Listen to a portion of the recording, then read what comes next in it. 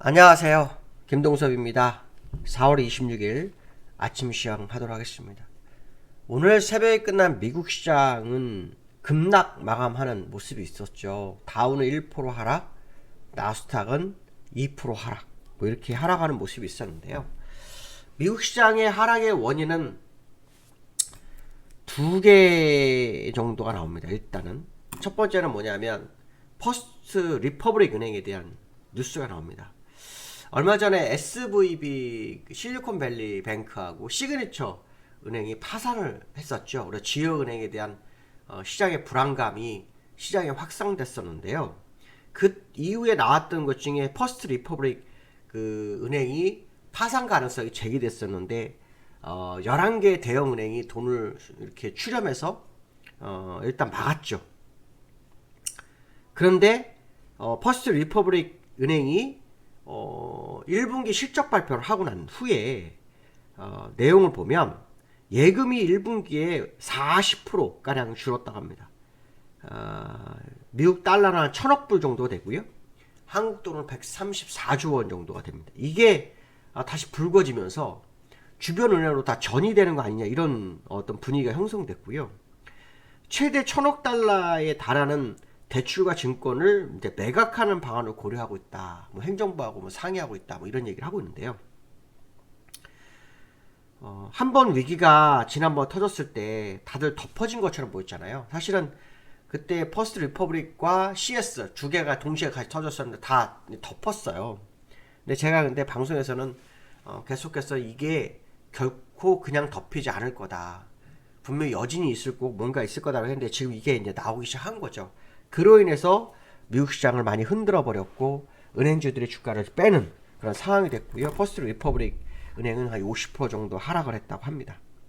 어쨌든 시장에 불거졌던 재료가 다시 수면 밑으로 내려갔다가 다시 수면 위로 부상하는 그런 상황인가라는 생각을 한번 해봐야 될 것 같고요. 또 하나는 UPS가 실적 이게 좀 안 좋았죠. UPS는 경기 풍향계라고도 하죠. UPS를 통해서 어떤 뭐 경기의 방향성을 확인할 수 있는 것 중에 하나이기 때문에 이 UPS 실적이 굉장히 안 좋게 나오면서 시장이 약간 흔들리는 모습도 있었던 상황인데요. 이 UPS가 나스닥을 좀 많이 끌어내린 그런 상황이 됐고요. 그로 인해서 이제 미국 시장은 좀 많이 빠지는 상황이었고요. 또 미국 시장에서 또 미 예상국이요. 부채 한도가 상향되지 않으면 7월에 디폴트, 그러니까 채무 불이행이 있을 수 있다라는 경고를 줍니다. 이게 이제 얼마까지 늘려야 되냐면요. 1조 5천억 달러. 그러니까 한화로 2013조 원이 예산이에요. 정부 예산. 어마어마하죠. 2013조 원이면요. 근데 공화당에서는요. 요거에다가 그 나중에 연방 예산을 1,300억 달러 삭감한다라는 그 뉴스 내용을 넣어서 이거를 이제 그 예산을 짰나 봐요. 근데 바이든 대통령이 이거는 거부하겠다 이렇게 나온 거죠. 무슨 말이냐면 삭감 없이 1조 5천억 달러를 원하는 것 같습니다. 어쨌든 요 경고도 나왔습니다. 그러면서 시장이 약간 세게 흔들리는 상황이었고 그로 인해 주가가 좀 빠지는 그런 모습이었고요. 그래서 빅스 지수 공포 지수가 상당히 많이 올라가는 상황이 됐죠. 이 공포지수가 올라가게 되면은 보통 경우는 6개월 내에 시장에 큰 변동성이 있을 거다. 뭐 이렇게 해석도 많이 하죠. 물론 뭐 빅스가 꼭 맞는 건 아니지만 그 위기가 시장이 굉장히 커졌다. 예전에 제가 이런 말씀 한번 드렸을 거예요. 미국 시장이나 글로벌 시장의 위기는 항상 금융권에서 왔다는 금융권.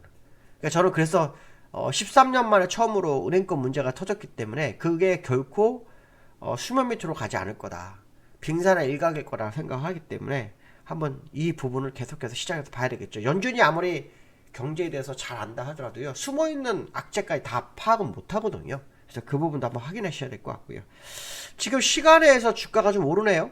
시간에서 오르는 것은요.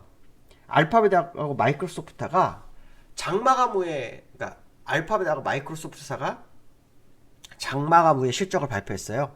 그 실적이 좋게 나오면서 지금 이 나스닥 선물을 1.2%까지 끌어올린 상황이죠. 근데 이제 중요한 것은 뭐냐면 이게 오늘 우리나라 시장에 얼마나 영향을 줄 거냐의 싸움이겠죠. 이게 이제 영향을 주면은 미국 하락분은 매우 제한된 부분이 되는 거고 이게 영향을 못 주면 결국은 어떻게 될까요? 문제가 되겠죠.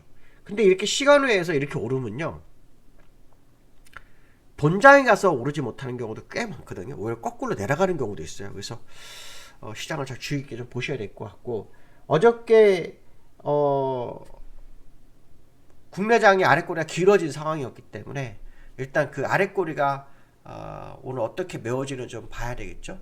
일단 나스닥 1.9% 상승, 나스닥 1%, 다우는 1% 상승인데요. 다우를 보면은 음봉이 커졌죠. 일단 21선 깨트린 모습인데 오늘 밤 한 번 더 봐야 될 것 같습니다. 일단 기술적으로는 무너진 것으로 좀 판단이 되는 다우 차트가 좀 나오기 시작했다라는 게 아주 중요한 상황일 거다, 이렇게 보시면 될 것 같고, 나스닥도는 60일선까지 밀렸네요. 60일선까지 밀리면서 급격하게 무너졌어요. 사실은 요때 나스닥은 벌써 무너졌었다고 얘기를 했어요, 제가.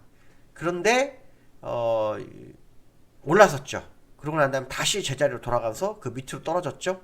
이렇게 되면은 가던 길 간다, 뭐 이게 이제 정답이 되는 거죠. 그러면 다우도 결국은 가던 길 가는 상황이 되는 거겠죠. 이제 가던 길을 가야 되겠다. 그래서 제가 이제 요 모습을 보았을 때 지금 나스닥의 상승이 본장 가서는 바뀔 수도 있겠다는 생각을 한번 해보고 있습니다. 그래서 한번 그걸 한번 감안해서 시장을 좀 접근해 보시면 좋겠다 말씀드리고 싶고요.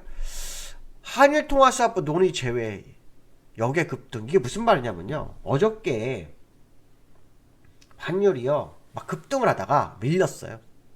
그래서 1338원인가까지 본장에서 가다가 1332원인가 마감을 했는데, 그 이유가 이거였어요. 무슨 말이냐면 재무장관, 한일 재무장관이 만나는데 통화스와프 얘기가 있을 거야, 이런 얘기가 있었거든요. 근데 오후장 들어서 이번 재무장관 회담에는 안건에서는 제외됐다, 이 뉴스가 나오면서 역외환율에서 환율이 급등하는 그런 상황이 나왔어요. 그래서 환율 차트를 좀 보면, 환율은 어저께 1332원에 끝났어요, 본장에서. 근데 장전 1337원까지 했는데, 여기에서는 지금 얼마냐면 1340 얼마까지, 47원까지 갔다가 지금 현재 1341원인가 거래되고 있는 걸로 나오거든요. 그러니까 환율상으로는 지금 굉장히 높은 위치에서의 싸움이 진행이 되고 있죠. 어제보다도 거의 뭐 8원, 9원 이 정도의 모습이 나오기 때문에 환율의 모습을 봐야 되겠죠. 지금 일본과의 통화수합은 사실 엔화잖아요. 원 엔화에 대한 부분이기 때문에 사실은 뭐 큰 의미가 없을 수 있거든요. 또 일본이 달러를 빌려준 만큼 좋은 상황도 아닐 거고요.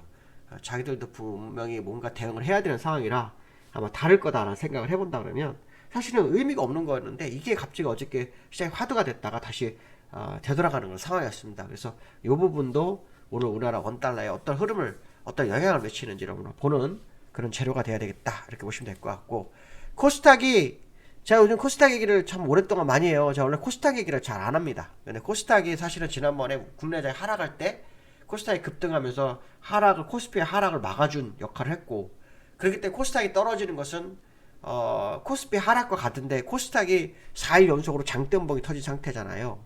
근데 지금 그 나오는 것 중에 하나가 뭐냐면 반대매매 공포예요. 왜 그러냐면 그 신용공여라고 들어보셨을 거예요. 이게 우리가 B2라는 표현을 쓰죠. B2.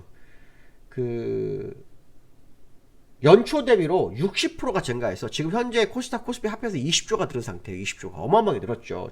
최고치로 늘었는데, 이 신용의 문제는 뭐냐면 주식을 담보로 하잖아요. 근데 주가가 빠지게 되면 담보물을 뺏겨요. 그리고 이자가 늘어나요. 그러니까 이게 원금 손실이 커지는 상황이 되는 거죠. 이익이 날 때는 커지만 손실이 날 때 원금이 싹 다 까져버리는 게 이 주담대거든요. 그렇기 때문에 주담대를 웬만하면 안 하는 게 좋은데, 이 코스닥이 막 급등하면서 그걸 따라붙었던 돈이 어마어마했다는 거죠. 그래서 지금 주가가 4일 연속 빠지니까 반대매매가 나올 수 있는 그런 공간까지 왔다라는 거죠. 이제 드디어. 그러니까 지금 4거래에 하락하고 난 다음에 주가가 다시 급등해갖고 뭐 4거래 하락한 거를 뭐 절반 이상 회복한다든가 뭐 이러면 모르겠지만, 그렇지 못한다 그러면 결국은 반대매매가 이제 4일 지났으니까 출회가 될 수밖에 없는 상황이죠. 특히 증권사에서는 이제는 신용 공여 매수를 못하게 금지까지 해놓은 상태다 보면은, 지금 이 코스닥에 오늘도 영향을 미칠 확률이 있다라는 거죠. 그래서 그 부분을 오늘 보시면서 시장 대응을 하시면 되지 않을까, 이렇게 말씀드릴 수 있을 것 같습니다. 오늘 여기까지 하겠습니다. 감사합니다.